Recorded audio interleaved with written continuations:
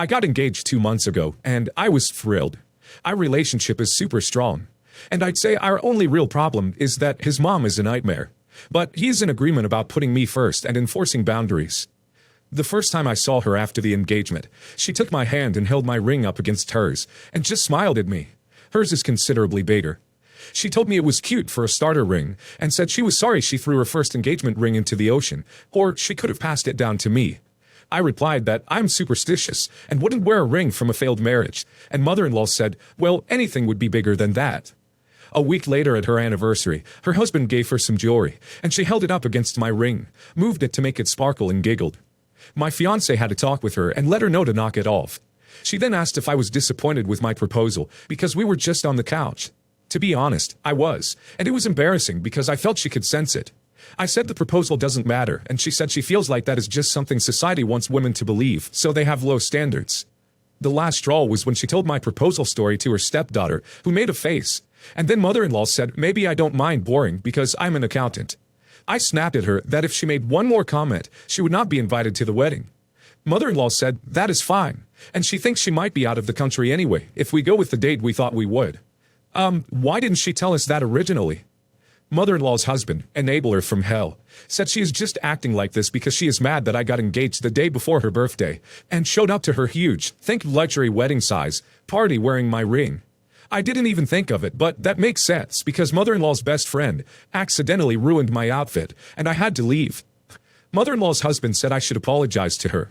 My first thought was, hell no, but other family members said she was just getting even, and I should drop it.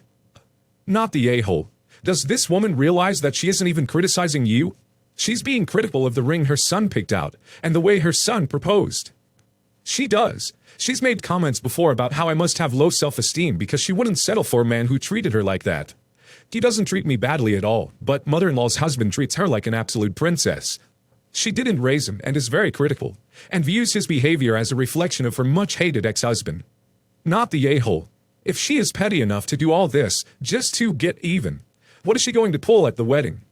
You didn't do anything wrong by going to her birthday party wearing your engagement ring. Your mother-in-law sounds exhausting and mean-spirited. I'm willing to bet that even if you got engaged after her birthday, she still would pull these stunts. She sounds like the kind of person that doesn't like anyone else having more attention than her. Your engagement is a threat to her narcissism and ego. Not the a-hole. Your mother is a child and clearly doesn't care that you're marrying her kid because she's just that self-absorbed. She's lucky you're as nice as you are. A lot of people would have stooped to her level in their responses. My first reaction to her actions would have been, are you trying to call your son cheap? Have you talked to your therapist about whether your need for showy, expensive parties and gifts is a reflection of low self-esteem or lack of genuine affection in your marriage? And I know that's childish. Clearly her love language is gifts and yours is something else. Maybe mention it to her next time and use that as your go-to for ending such conversations. I.e., yes, we've already established that my love language is not gifts. I'm not sure why you continue to bring this up. Is there some change you're expecting to see on this front? My ex-wife, 33 female, and I, 33 male, were married for almost 2 years before we divorced 6 years ago. When we were dating, we talked about kids. I said I didn't want to be a father, and she felt the same way. A year after we got married, she said she started having second thoughts and decided she did want to be a mom. We tried to work this out, but there was no going back. Maybe I was just desperate to save my marriage, because other than that, we really had a great life together and we loved each other deeply. Then one day she told me she was going to schedule an appointment with a fertility clinic to try to have a baby via IUI, since I have refused to get her pregnant, and if I wanted to stay, then I needed to accept that we were going to have a baby. This wasn't going to work out for us. I wasn't ready to be a dad, and she shouldn't be deprived of being a mom, so I filed for divorce. She didn't want me to leave, but it was the best thing to do. Year after the divorce, I became friends with my current wife, Addie. We became really good friends, and I feel hard for her. Addie was a single mom with a 2-year-old daughter, so I was really conflicted at first about pursuing a relationship, but we made it work. The two made it so easy to fall completely in love with them, and after being together for 3 years, we finally got married 10 months ago. My ex is still in contact with my siblings, which I'm fine with. And through them, she learned that I not only remarried, but I was now a stepfather. My brother told me my ex wanted to talk, and after checking in with my wife, we met up for coffee to catch up. She showed me pictures of her now 5-year-old son, Robert, and she confessed that she felt a little cheated after learning about my new family. That according to her, I clearly didn't have much of a problem with kids, and we'd probably still be together raising our family. I didn't know what to say, but what I wasn't expecting was for her to tell me I should bond with Robert, since he legally would have been my son if I hadn't divorced her. She became angry when I told her no, and said I owed Robert for walking out on the marriage, and he deserved to have a father too. I left early because she was making no sense, and my wife agrees that is very unusual.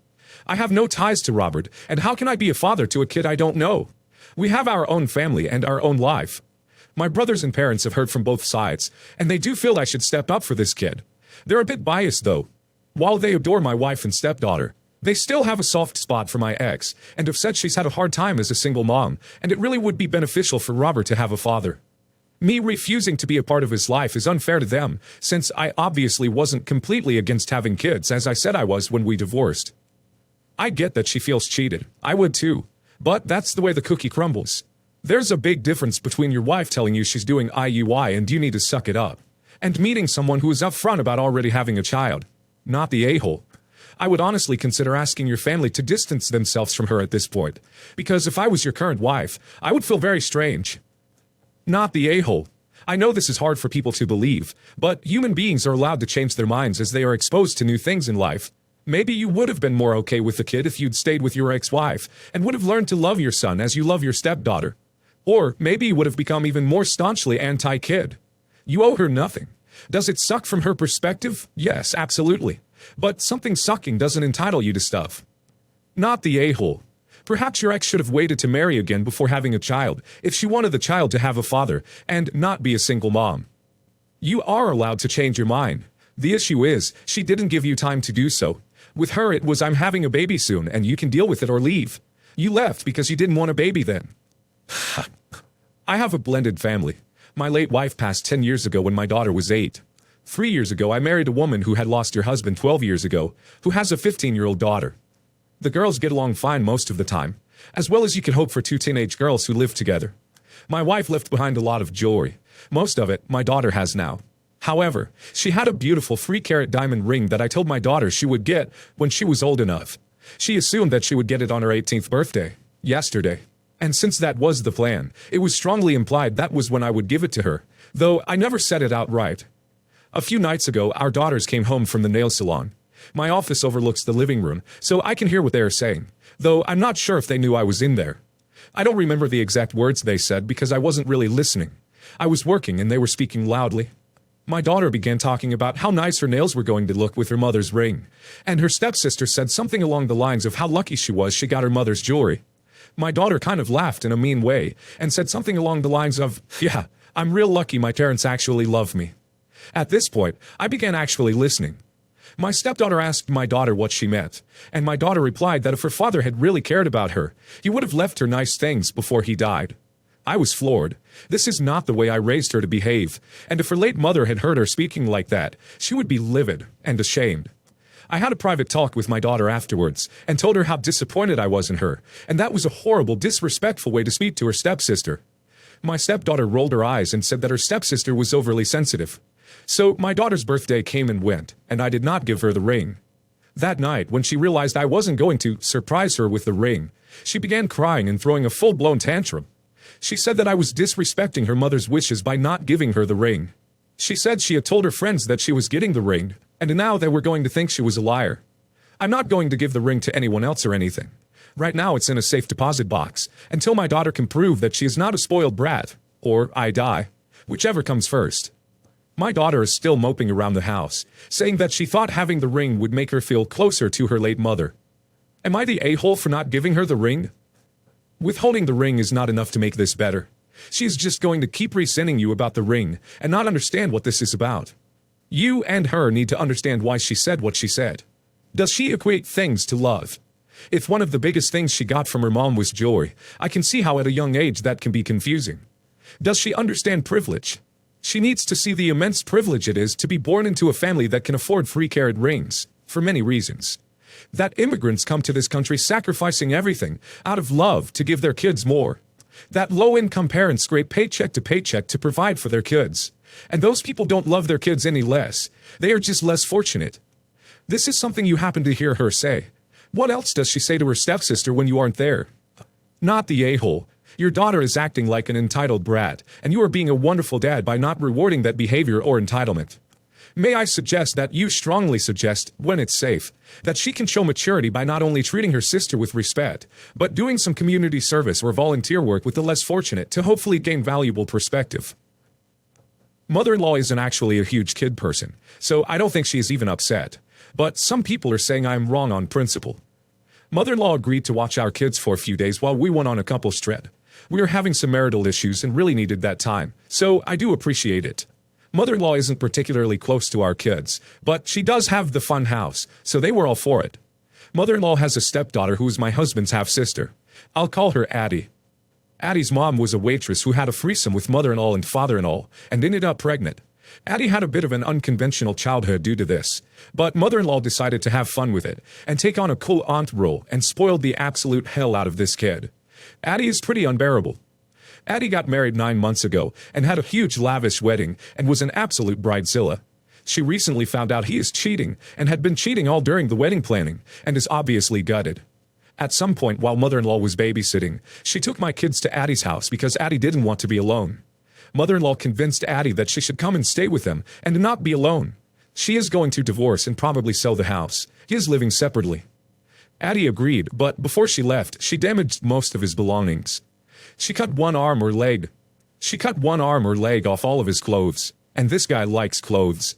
They are wealthy, so I'm talking Italian suits, designer stuff, the whole wardrobe. Mother-in-law was just laughing as it happened. My kids witnessed some of this because they told me about it. I was furious. I called mother-in-law and confronted her. Mother-in-law said I was being an a-hole and should have more sympathy.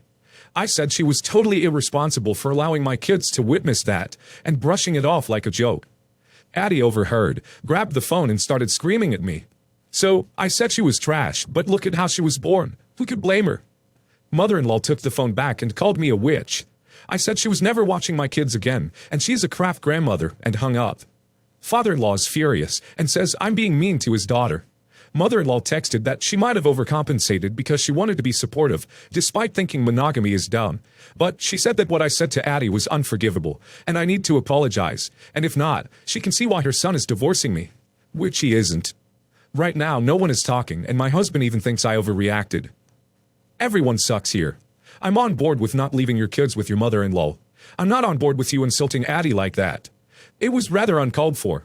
Even though what she did was wrong, protect your kids from the craziness, sure. But calling Addie that does make you the a-hole as well. This is an everyone sucks here if I ever saw one. Your sister-in-law is a very hurt a-hole who destroyed someone's property. Your mother-in-law is an a-hole for allowing 2 small kids to watch an act of malicious vindictiveness, not to say anything about the legality of destruction, and behave as if it were trivial. And you are a first-class a-hole for attributing this behavior not to your sister-in-law's pain and your mother-in-law's lack of judgment, but to her being the offspring of a threesome, as if how one is conceived plays any role in their morality. Yes, the a-hole, ungrateful for the child care, judgmental of other lifestyles, making unfounded personal attacks, and absolutely overreacting. Your children weren't engaged in any way. They saw some behavior you would rather they not replicate. But that just means you should talk to them about the awful things people sometimes do in anger, and what is and is not okay. Fine for you to have told your mother-in-law that they shouldn't have been made witness to that. Fine for you to decide to stop using her for childcare. But calling to yell at them, calling people trash, you're not modeling good behavior for your kids yourself with that kind of talk.